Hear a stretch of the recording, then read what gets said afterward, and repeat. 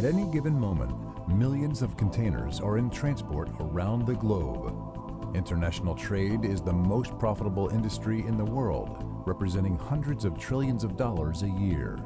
The invention of the container has made it possible to enjoy goods imported from distant corners of the globe. Unfortunately, there's a dark side. They can be used for the illegal smuggling of contraband and people. The U.S. Customs and Border Protection, CBP, partnering with the international trade community, defeats their efforts with well-trained officers and agents, armed with state-of-the-art technology.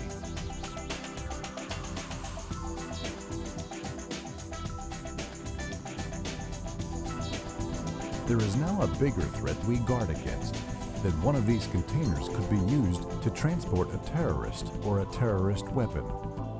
For the same reason the container revolutionized international trade, it poses a serious risk to global security.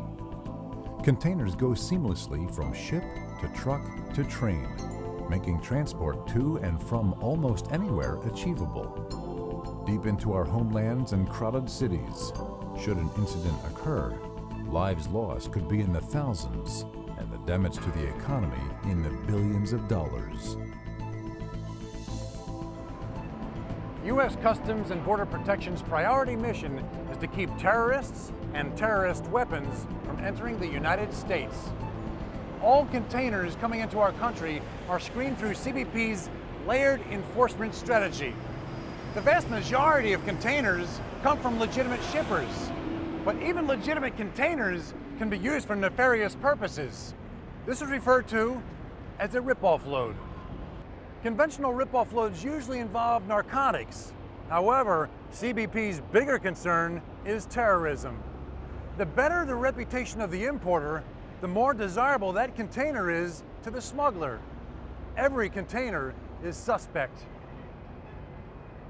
Most of the tens of thousands of containers entering our ports every day are locked with one of these. Seals are one way Customs and Border Protection guards against smuggling and the more urgent threat from terrorists. These seals are the best indicators if a shipment has been tampered with anywhere along the way. I'm Will Rosser, and we're here with Ray Pardo at the second largest seaport in the U.S. in Newark, New Jersey. Welcome, Ray. Thank you. Ray's going to show us the tools and techniques CBP uses to inspect seals and containers. Now, Ray, you're considered an expert detecting evidence of tampering. How long have you been doing this? I've been doing it for 22 years, and in those 22 years, I've seen quite a variety of smuggling techniques.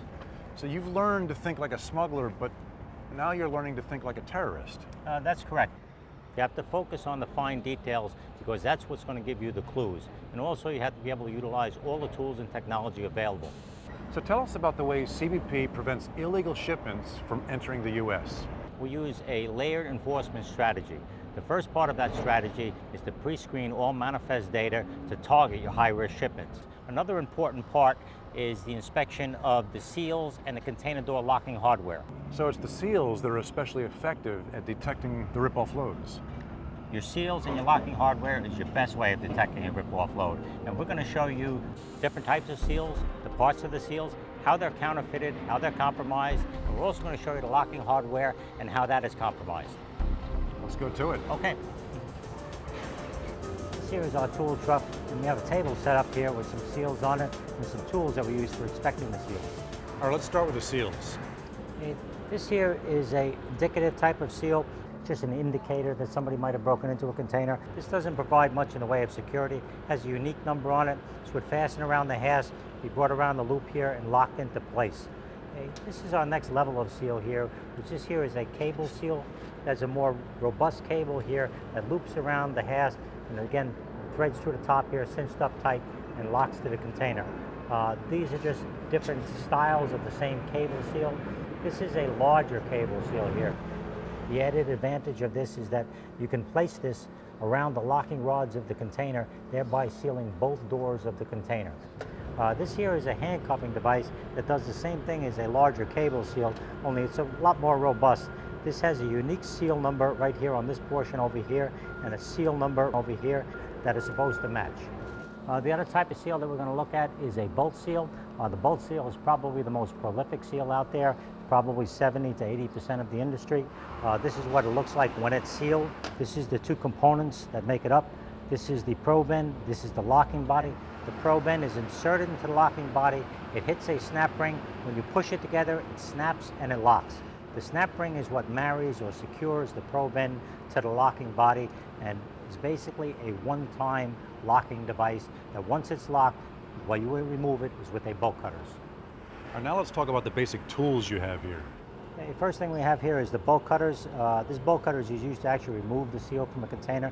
You wouldn't ordinarily think of it as a tamper indicating tool, but if you cut a seal in a proper fashion, and we'll show you that in a second here, this actually can be a useful tool for a tamper indicator. That happens on these particular type of bolt seals here that are cut right along the casting mark here with a tubing cutter.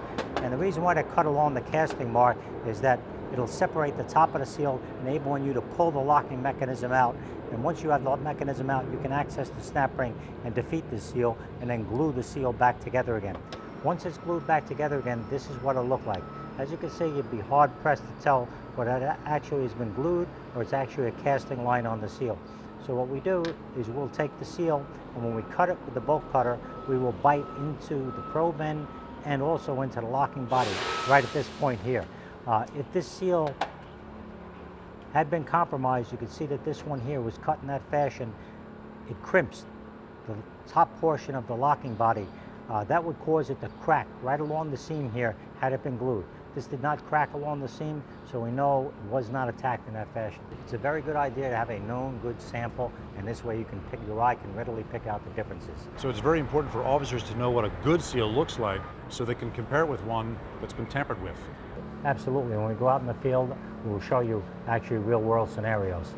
One of the other tools that we have is a vice grip here. The vice grip pliers will be used to grab onto the bodies of seals, or also on the container door locking hardware to twist and turn TIR rivets or bolts and seals and tug on them and make sure that they are indeed securely fastened. We also carry with us a multi-tool or a Leatherman that is a pair of pliers that you can basically do the same thing as the vice grip.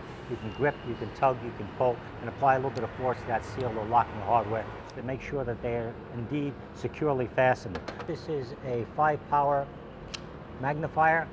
This is important for looking at the fine details to pick out a counterfeit seal. This here is a jeweler's loop. This is 10 powered. It illuminates. It has a light that turns on, so you can look at the fine details, again, to determine whether the seal has been compromised or counterfeit. Seals that are counterfeit versus compromised, what's the difference? A compromised seal is similar to the seal that we showed you before, cut along the top. This is an original seal on the container that is disassembled, and the locking mechanism is attacked so that the original seal is placed back on the container, but it has been attacked or opened. A counterfeit seal is similar to this seal over here, where we show you two seals, the last digit ending in 02. The one on the top is the original seal. The one on the bottom, if you look close at the 02 on the end, that 0 used to be an 8. The center of the number was eradicated, so now it looks like a 02. So this is meant to be a reasonable facsimile of the original seal on the container, so it's a counterfeit. We've talked about the major types of seals here used on containers. The band seal, the stronger cable seal, the handcuffing device, and the most common bolt seal. Then we talked about the 4 or 5 major types of tools. You have your multi-tool in your pouch right here, the bolt cutter, the stronger vice grip, but also the magnifying glass. Let's do some inspecting now and find out how CBP detects tampering. Okay, we'll head out to the field. Right.